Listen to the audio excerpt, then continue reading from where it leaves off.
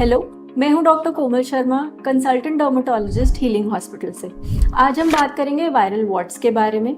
ये एक vegetative growth होती है जो आपकी स्किन की सबसे टॉप लेयर में पाई जाती है। नॉर्मली ये आप एक्वायर कर सकते हैं direct skin to skin contact से।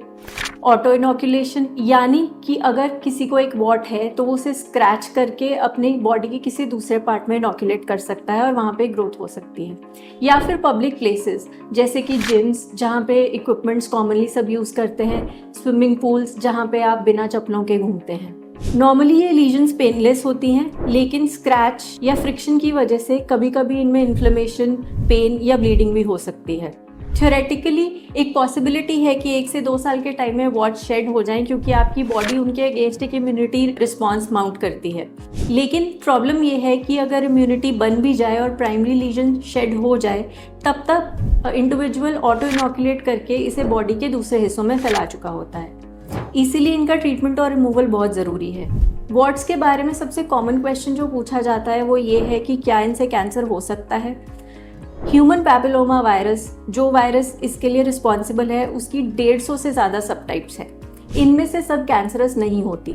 कॉमन वॉट्स यानी कि वॉट्स जो आपके बॉडी के किसी हिस्से में जैसे हाथ या पैर, फेस पे direct skin to skin contact की वजह से हो रहे हैं, उनमें कैंसर का रिस्क नहीं होता। लेकिन जेनाइटल वॉट्स जो होते हैं वो जिस HPV के टाइप से होते हैं, उसमें लो रिस्क और हाई रिस्क दोनों HPV टाइप्स हैं।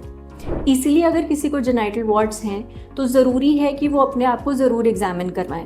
फीमेल्स में पैप स्मीयर और मेल्स में एनल पैप टेस्ट करना ज़रूरी है, ताकि हम HPV का सब टाइप जान सकें। इसीलिए हाई रिस्क पॉपुलेशंस या पेशेंट्स जिनमें जेनाइटल वॉट्स हैं, उनमें एग्जामिनेशन और काउंसलिंग बहुत ज़रूरी है। इसमें हम पेशेंट को काउंसिल करते हैं उनके सेक्सुअल बिहेवियर के लिए, और साथ में उनकी स्क्रीनिंग करते हैं, और साथ में उन्हें काउंसिल करते हैं एंटी HPV वैक्सीन के लिए, जैसे गार्डासिल 9।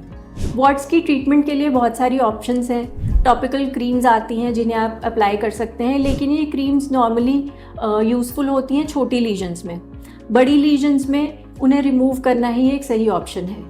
इसमें आप उन्हें लेज़र के थ्रू रिमूव करवा सकते हैं, इलेक्ट्रोकॉटरी के थ्रू रिमूव करा सकते हैं, या फिर क्रायोसर्जरी जिसमें लिक्विड नाइट्रोजन यूज़ होती है, उससे इन्हें डिस्ट्रॉय किया जा सकता है। इसीलिए अगर आपको अपनी बॉडी पे कहीं पे भी एक ऐसा लीजन दिखे जो या तो साइज या नंबर में बढ़ रहा है लेकिन इटसेल्फ पेनलेस है, अपने डर्मेटोलॉजिस्ट को ज़रूर मिलिए, ताकि वो इसे एग्जामिन करके बता सके कि ये एक वायरली एक्वायर्ड इन्फेक्शन है या नहीं, और इसका प्रॉम्प्ट ट्रीटमेंट हो सके। Thank you.